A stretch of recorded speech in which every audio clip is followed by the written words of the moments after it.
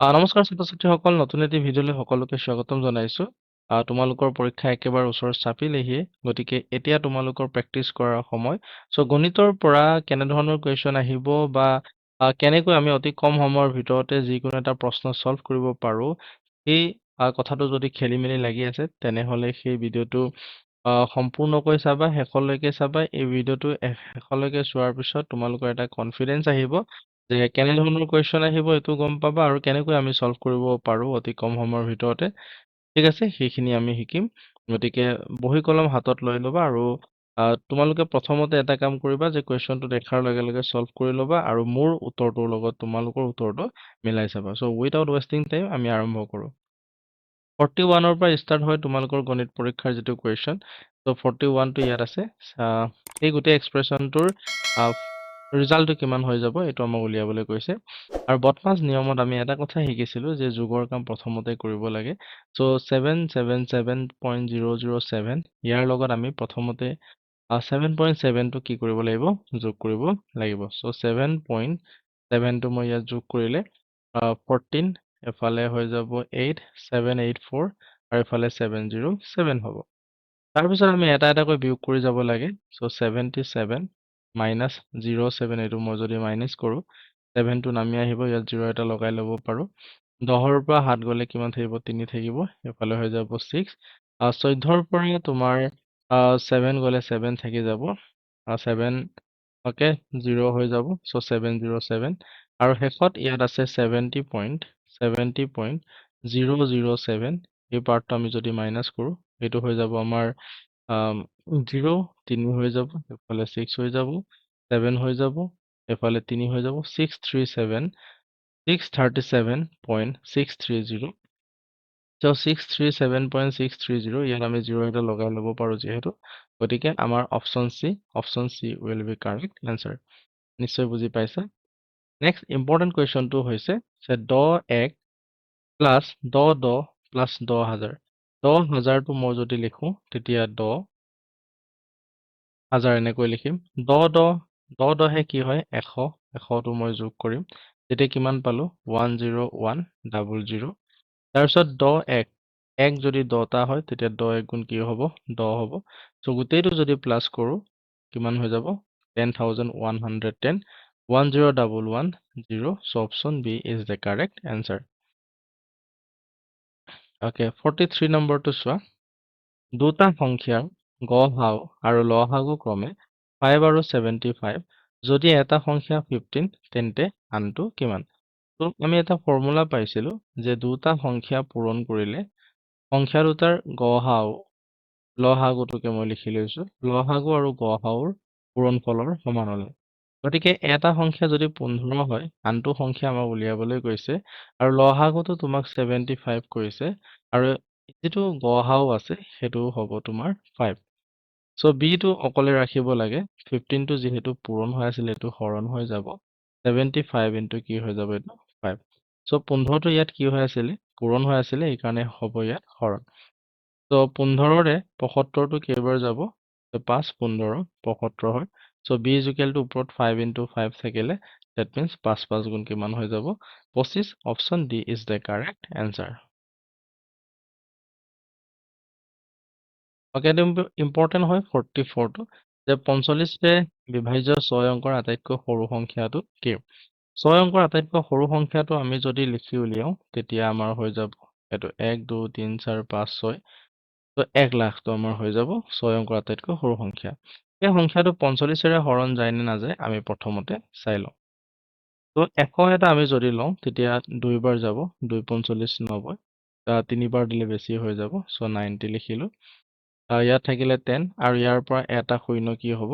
নামি আহিব, ৰাইট? ত' এতিয়াও আকৌ আমি কি দিব লাগিব? 2 বাৰ দিম, 90 হৈ যাব। ত' 10 হৈ গ'ল, আকৌ ইয়াৰ পৰা 0 এটা নামি আহিব। আকৌ 2 বাৰ দিব লাগিব। কিমান এইবাৰ পালোঁ? 90 পালোঁ। 2, 45, 90, ৰাইট? চ' লাষ্টত এটা আকৌ শূন্য নামি আহিব। 2, 45 কিমান হৈ যাব? 90। ইয়াত কিমান থাকিলে? 10 থাকিলে। ডেট মিনছ 1 লাখৰ পৰা সেই যিটো 10টো মাইনাছ কৰা হ'লে সংখ্যাটো আমাৰ কি হ'লহেঁতেন? 45ৰে হৰণ গ'লহেঁতেন। কিন্তু ইয়াত আমি মাইনাছ কৰিব নোৱাৰোঁ। মাইনাছ কৰিব এইকাৰণেই নোৱাৰোঁ, কাৰণ 6 অংকৰ আটাইতকৈ সৰু সংখ্যাটো আমাক উলিয়াবলৈ কৈছে, গতিকে 6 অংক থাকিবই লাগিব। গতিকে 1 লাখৰ পৰা 1 এটাও যদি মই মাইনাছ কৰোঁ তেতিয়া 5 অংকৰ সংখ্যা হৈ যাব। গতিকে ইয়াক মই কি কৰিব লাগিব? যোগহে কৰিব লাগিব। কিমান যোগ কৰিব লাগিব বুলি ক'লে, ইয়াত তোমাৰ যিমান ভাজক আছিলে সেই ভাজকটো লিখি ল'বা আৰু ভাগশেষ যিমান আছিলে সেইটো লিখি ল'বা আৰু বিয়োগ কৰি দিয়া। বিয়োগ কৰিলে কিমান পাবা? 35। চ' 1 লাখৰ লগত 35টো আমি কি কৰিব লাগিব? প্লাছ কৰিব লাগিব। That means 1,35,000. So option is the correct answer. Okay, to simplificationৰ question হয়। So bracket আছে, bracketৰ কাম প্ৰথমতে কৰিম। 3 2 30, এইটো হৈ যাব 31/3 মাইনাছ এইটো হৈ যাব 2/9। So প্ৰথম এই দুটা কাম কৰিম। So দুইটাৰে লসাগু যদি লওঁ, দুইটাকে আমি কি কৰিব লাগিব? 9 বনাব লাগিব। 9 বনালে ইয়াত কিমান পূৰণ কৰিব লাগিব? যিহেতু ইয়াত 3 আছিলে, 3 পূৰণ কৰিব লাগিব। ওপৰত যদি 3 পূৰণ কৰা হয় তেতিয়া কি হৈ যাব? নতুনটো হৈ যাব 3 1 গুণ 3, 3 3 গুণ 9, 93 minus 2/9 হৈ যাব। আৰু এইটো আল্টিমেটলি 91/9। এই গোটেই মানটো কিমান পালো? 91/9। ডিভাইড আছে, ডিভাইড থকাৰ লগে লগে ইয়াক মই কি লিখিব পাৰোঁ? পূৰণ লিখিব পাৰোঁ। আৰু 18টো মই ওপৰলৈ লৈ যাম, তেতিয়া পূৰণ লিখাৰ লগে লগে এইটো লুটি খাই যাব। ত' 5টো আমাৰ কি হৈ যাব? তললৈ আহিব। চ' ইয়াৰো 9এৰে 18টো কেইবাৰ যাব?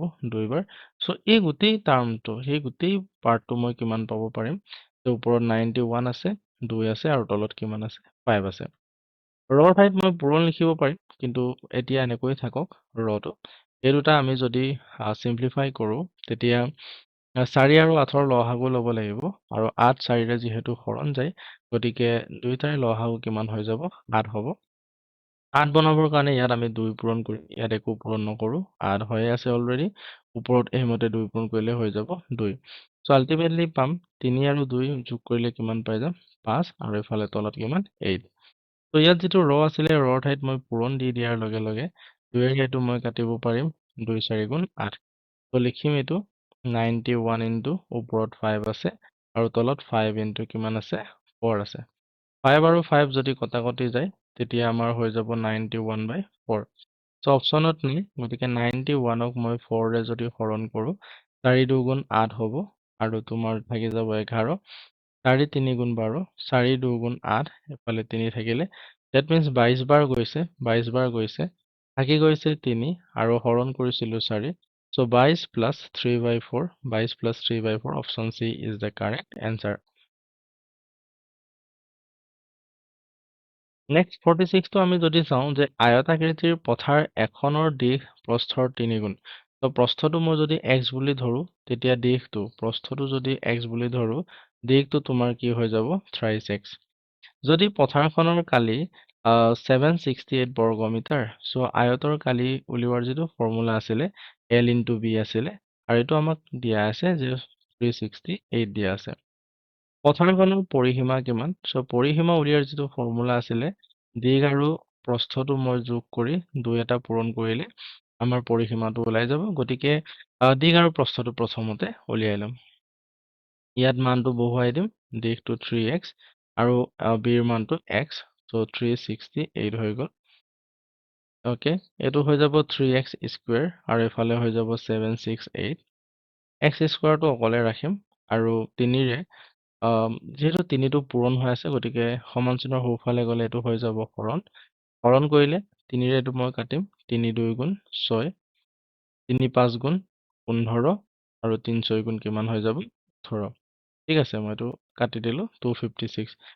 অকল এক্সটো লাগে আমাক। এক্সটো জানিলে আমি বিৰ মান জানিম আৰু এলৰ মান জানিম। চ' এক্স লিখিম। এই যিটো স্কুৱেৰ চিনটো আছে, এইটো বৰ্গমূল চিন হৈ যাব, ডেট ইজ 256। আৰু সকলোৱে জানে যে 256ৰ বৰ্গমূল কিমান হৈ যাব? 16। মানে 16 সংখ্যাটোক দুবাৰ পূৰণ কৰিলে আমি কি পাব পাৰোঁ? 256 পাব পাৰোঁ। ৰাইট? চ' যদি বৰ্গমূল উলিয়াব লাগে, এনেকে উলিওৱা হয় 256। 1 1 গুণ 1 হৈ যাব 156। ইয়াত 2 হৈ যাব, ওপৰটোত যিমান হয় তাৰ লগত 2 পূৰণ কৰিব লাগে। আৰু ইয়াত মই যদি কিমান 6 বাৰ যদি দিওঁ, 6 দিব লাগিব ইয়াত, 6 6 গুণ 34, 6 2 গুণ 12, 3 15, এনেকৈ উলিওৱা হয়, 16। That means L ৰ মানটো আমি কিমান পালো? সৰি, প্ৰস্থৰ মানটো আমি কিমান পালো? 16, আৰু ইয়াৰ মানটো 3 আৰু 16 পূৰণ হলে কিমান হৈ যাব? 3 16 48 হৈ যাব। পৰিসীমা উলিয়াবৰ কাৰণে প্ৰথম এই দুটা যোগ কৰিম। 8 6 কিমান হৈ যাব? 14, 4 5 1 কিমান হৈ যাব? 64, আৰু ইয়াৰ লগত 2 এটা যদি পূৰণ কৰো, 2 4 গুণাত 2 4 গুণ 2 6 গুণ 12, so 128 metre. Option C is the correct answer. পথাৰখনৰ পৰিসীমা ইমান হ'ব। নেক্সট ইম্পৰ্টেণ্ট কুৱেশ্যনটো হৈছে যে এখন দোকান 9:30 AM খোলে আৰু ৰাতি 8 বজাত বন্ধ কৰে। কিমান সময় খুলিল এইটো আমাক উলিয়াবলৈ কৈছে। তো ৰাতি বুলি কোৱাৰ লগে লগে এইটো তোমাৰ কিমান হৈ যাব? 8 PM হৈ যাব। আৰু ইয়াত AM আছে আৰু এইটো PM আছে আৰু এইটো একে দিনৰ সময়। তেনেকৈ হ'লে PM যিটো টাইমটো আছে ইয়াক 24 ঘণ্টীয়া ঘড়ীলৈ লৈ যাব। লৈ গ'লে 12 আমি যোগ কৰিব লাগিব। ডেট মিনছ এইটো হৈ যাব 20 PM, অৰ্থাৎ 20 ঘণ্টা। তো এইটো 9.5 ঘণ্টাটো আমি ইয়াৰ পৰা জাষ্ট বিয়োগ কৰি দিলেই হৈ গ'ল। এতিয়া ওপৰত যিহেতু 0 0 আছে, তলত কি আছে? 30 আছে। ডেট মিনছ সৰু হৈ আছে, আৰু সৰু হ'লে আমি সদায় ধাৰ ল'ব লাগে বুলি শিকিছো। চ' ক'ৰ পৰা ল'ব লাগিব? 20ৰ পৰা ল'ব লাগিব। আগতে আমি নৰ্মেল বিয়োগত কি কৰোঁ যে 1 ধাৰ লৈছিলোঁ, কিন্তু ইয়াতো 1 ধাৰ ল'ম, কিন্তু কেনেকে ল'ম বুলি ক'লে ইয়াত যিহেতু আমাৰ ঘণ্টা আছে, এই যিটো ঘণ্টা আছে ইয়াৰ পৰা মই 1 ঘণ্টা ইয়ালৈ ধাৰ ল'ব লাগিব। আৰু এই পাৰ্টটো যিহেতু মিনিটৰ হয়, গতিকে 1 ঘণ্টা 60 মিনিট। ডেট মিনছ এইটো মই 60 বনাই ল'ব পাৰিম। সেইটো কি বনাই ল'ব পাৰিম? 60 বনোৱাৰ লগে লগে এইটো কিমান হৈ যাব? 19। তো 60ৰ পৰা 30 গ'লে 30, আৰু 19ৰ পৰা 9 গ'লে কিমান হৈ যাব? 10 ঘণ্টা 30 minute. So' option D is the correct answer. নিশ্চয় বুজি পাইছা। নেক্সট এইটো ইম্পৰ্টেণ্ট জোখ মাখৰ কুৱেশ্যন হয়। 1 মিলিগ্ৰামত কিমান কিলোগ্ৰাম?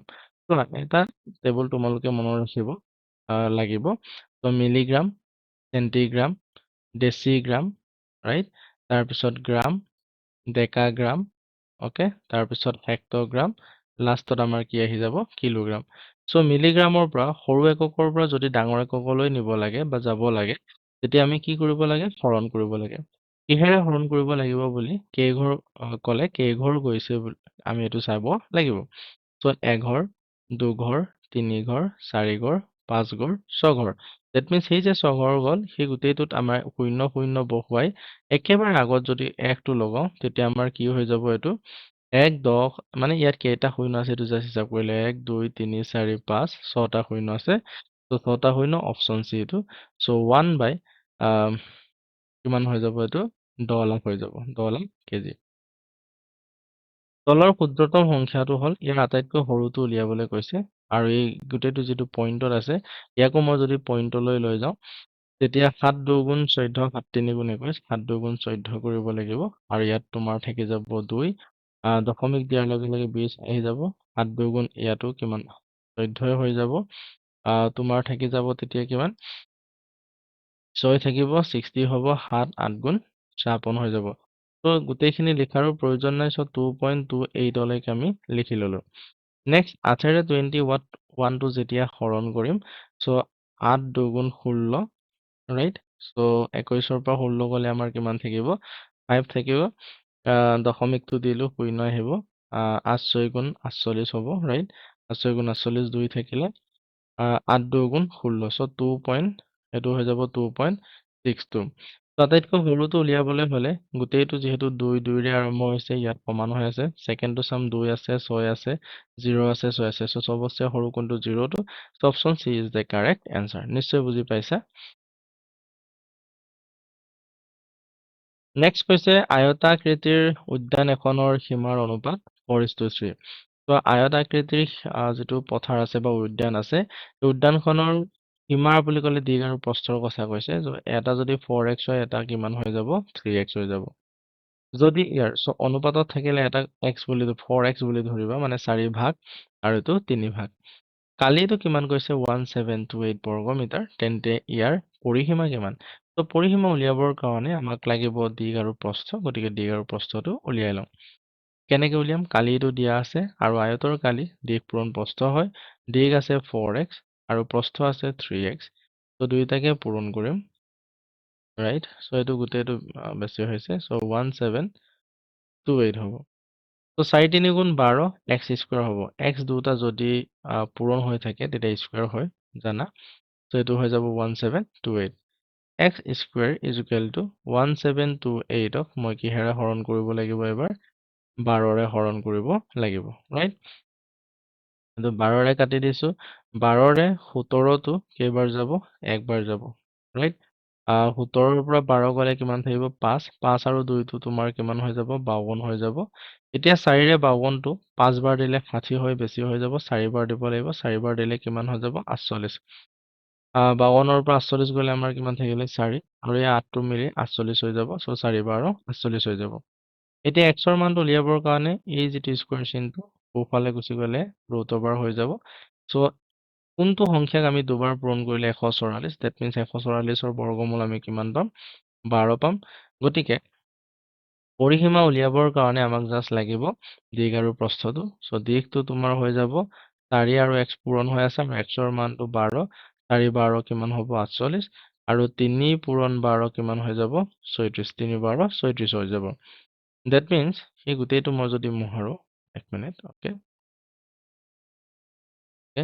So 48 আৰু যেটো 36 দিগ আৰু প্ৰস্থটো যোগ কৰিম 8 6 14 4 3 7 1 8 হৈ যাব আৰু লাষ্টত আমাৰ ফৰ্মুলা মতে 2 এটা পূৰণ কৰি দিব লাগে 2 4 গুণত 2 8 গুণ 16 168 metre option B is the correct answer এটো চাবা এটো বহুত ইম্পৰ্টেন্ট হয় প্ৰফিট এণ্ড লছৰ কোৱেশ্চন এজন বিক্ৰেতাই প্ৰতি ডজন 12 টকা হাৰত মানে এক ডজন মানে 12টাত কিমান 25 টকাকে কিনি আনিছে বিলাহী আৰু 5টাত 12 টকাকৈ 12 টকাকৈ কি কৰে বিক্ৰী কৰে তেনেকুৱা 60টা বিলাহী বিক্ৰী কৰিলে কিমান লাভ হ'ব তো লাভ লোকসান উলিয়াবলৈ হলে কিনা দাম আৰু বেচা দামটো আমাক প্ৰথমতে লাগিব ৰাইট তো আমি চাই লম কিনা দামটো যেহেতু আমাৰ প্ৰতি ডজনত 25 টকা আছিলে 12টাত 25 টকা আছিলে গতিকে 60টা বিক্ৰী কৰিলে বা 60টা যে বিক্ৰী কৰিলে এই 60টাত কিমান খৰচ হ'ল সেইটো প্ৰথমতে উলিয়াই লম তাৰ কাৰণ আমি ইয়াত কিমান ডজন আছে এইটো চাম এক ডজনত যেহেতু 12টা 12ৰে হৰণ কৰিলে এইটো কিমান হৈ যাব 5 12 60 দ্যাট মিন্স 5 ডজন এক ডজনত যদি 25 টকা হয় 5 ডজনত তোমাৰ কিমান হৈ যাব 5 পূৰণ 25 টকা 5 25 125 টকা ৰাইট নেক্সট ইয়াত পাঁচটাকৈ ভাগ কৰি আকৌ কি কৰিছে পাঁচটাকৈ ভাগ কৰি বিক্ৰী কৰা হৈছে আৰু টোটেল কিমান আছিলে 60 আছিলে 60টা বিলাহীক যদি পাঁচটাকৈ ভাগ কৰা হয় তেতিয়া কেই ভাগ হ'ব 5 12 ভাগ হ'ব তো এভাগত এই পাঁচটাক এভাগ বুলি ক'লে বা টোটেল 12 ভাগ হ'ব এভাগত যদি 12 টকা হয় তো 12 ভাগত এইটো বেচা দামটো ৰাইট এইটো বেচা দাম 12 ভাগত তেতিয়া কিমান হৈ যাব 12 পূৰণ 12 144 টকা আৰু ইয়াত আমি যদি চাওঁ বেচা দামটো বেছি হৈছে গতিকে আমাৰ কি হ'ব এইটো লাভ হ'ব কিমান লাভ হ'ব 144ৰ পৰা 125 টো বিয়োগ কৰি দিলে হৈ গ'ল 14ৰ পৰা 5 গলে 9 3ৰ পৰা 2 গলে 1 19 টকা so option C is the correct answer নিশ্চয় বুজি পাইছা যদি বুজি পোৱা নাই আকৌ বেক কৰি লৈ চাবা এই 52 কুৱেশ্যনটো বহুত ধৰণে কৰিব পাৰে মই তোমালোকক একেবাৰে সিম্পল মেথডটো শিকাই দিম যেতিয়াই ভগ্নাংশ আহে তেতিয়া বহুত ভাল কথা হয় ইজি হয় মানে অংকবোৰ কৰিবলৈ তো এটা সামগ্ৰী ইমান টকাত এজন মানুহে বিক্ৰী কৰাত ইয়াত থাকি গৈছে এজন মানুহে বিক্ৰী কৰাত কিনা দামৰ 6 ভাগৰ 1 অংশ লাভ কৰে মানে লাভ কৰে মানে লাভ পায় বুলি লিখিব লাগে সামগ্ৰীটোৰ কিনা দাম কিমান এইটো আমাক উলিয়াবলৈ কৈছে ভগ্নাংশটোৰ কিনা দামৰ 6 ভাগৰ 1 অংশ বুলি কোৱাৰ লগে লগে ভগ্নাংশৰ ক্ষেত্ৰত তলত যিটো থাকে সেইটো হৈছে আমাৰ সম্পূৰ্ণ বস্তু কেইভাগ কৰিছে 6 ভাগ কৰিছে দ্যাট মিন্স কিনা দামটো ইয়াত কেইভাগ হৈছে 6 ভাগ হৈছে কিনা দামটো কিমান 6 ভাগ আৰু 6 ভাগৰ দামটো উলিয়াই দিলে হৈ গ'ল 6 ভাগৰ মানটো উলিয়াই দিলে হৈ গ'ল আৰু ইয়াত প্ৰফিট কিমান হৈছে 6 ভাগৰ 1 অংশ মানে এইটো 1 ভাগ আমাৰ কি হৈছে লাভ হৈছে তেতিয়া সেলিং প্ৰাইসটো আমি কি কৰো কস্ট প্ৰাইস দ্যাট মিন্স কিনা দাম আৰু যদি লাভ দিয়া থাকে দুইটাকে যোগ কৰো যোগ কৰিলে আমাৰ কিমান হৈ যাব সেলিং প্ৰাইসটো ওলাই দ্যাট মিন্স 7 ভাগটো আমাৰ হ'ব সেলিং প্ৰাইস আৰু তোমালোকক ইয়াত ধুনীয়াকৈ দিয়াই হৈছে যে 7 ভাগটো কিমান বুলি কৈছে সেলিং প্ৰাইসটো 7 ভাগটো হৈ যাব তোমাৰ তেতিয়া 7350 6 ভাগটো উলিয়াই দিলে হল এভাগটো উলিয়াবৰ কাৰণে হৰণ কৰা 8 1 গুণ 7 3 টো 0 বাৰ যাব 35 হ'ব 7 5 গুণ 35 সো এক ভাগত 1050 হল এতেকে 6 ভাগটো আমাৰ কিনা দাম হ'ব। So 1050 ৰ লগত মই কি পূৰণ কৰিব লাগিব 6 6 শূন্য শূন্য 6 5 গুণ 30 6 1 গুণ 6 6300 option C is the correct answer. ঠিক আছে, তো এনেকৈ আমি কৰিব পাৰো। নেক্সট 53 চিত্ৰত এ অ বি এডাল ৰেখা বুলি কৈছে আৰু সদায় মনত ৰাখিবা ৰেখাৰ ওপৰত যিমানেই কোণ উৎপন্ন নকৰক এই গোটেই কেইটাৰ যোগফলটো সদায় কিমান হ'ব লাগে 180 হ'ব লাগে। এক্সৰ মান উলিয়াবলৈ কৈছে। সো এক্স প্লাছ 45 প্লাছ 70 তিনিটা যোগ কৰিলে আমাৰ কিমান হ'ব লাগিব 180 হ'ব লাগিব। সো এক্স প্লাছ 5 হৈ যাব 7 4 কিমান হৈ যাব 11 180। সো এক্স অকলে ৰাখিব লাগে 180 ওচৰলৈ এই প্লাছ চিনটো মাইনাছ হৈ যাব 115। তো 10ৰ পৰা 5 গ'লে 5 7ৰ পৰা 1 গ'লে 6 তো 65 ডিগ্ৰী 65 ডিগ্ৰী অপশ্যন এইটোৱে আমাৰ শুদ্ধ উত্তৰ হ'ব। 54 53 ডিগ্ৰী পূৰক কোণ কিমান? সো পূৰক কোণ বুলি ক'লে মনত ৰাখিবা দুইটাৰে যোগফলটো কিমান হ'ব লাগিব 90 ডিগ্ৰী হ'ব লাগিব। আৰু সম্পূৰক কোণ বুলি ক'লে কিমান হ'ব লাগিব কোণ দুটাৰ যোগফলটো 180 ডিগ্ৰী হ'ব লাগিব। ইয়াত পূৰক কোণ বুলি কৈছে দ্যাট মিন্স 90 ডিগ্ৰী হ'ব লাগিব। 53 ডিগ্ৰীৰ লগতনো কিমান যোগ কৰিলে 90 ডিগ্ৰী হয় এইটো উলিয়ালে হ'ল। তাৰ কাৰণে 90ৰ পৰা 53টো মাইনাছ কৰি দিলেই 10ৰ পৰা 3 গ'লে 7 ইফালে 3 থাকিব 37 degree. So option C is the correct answer. Okay, এখন দোকানত সপ্তাহৰ 4 দিনত বিক্ৰী হোৱা আপেলৰ সংখ্যা তলত চিত্ৰৰ সহায়ত প্ৰকাশ কৰা হ'ল। চিত্ৰ অধ্যয়ন কৰি প্ৰশ্নৰ উত্তৰ দিয়া। সো সোমবাৰ মঙ্গলবাৰ বুধবাৰ বৃহস্পতিবাৰ আপেলৰ সংখ্যা এইবোৰ দিয়া আছে।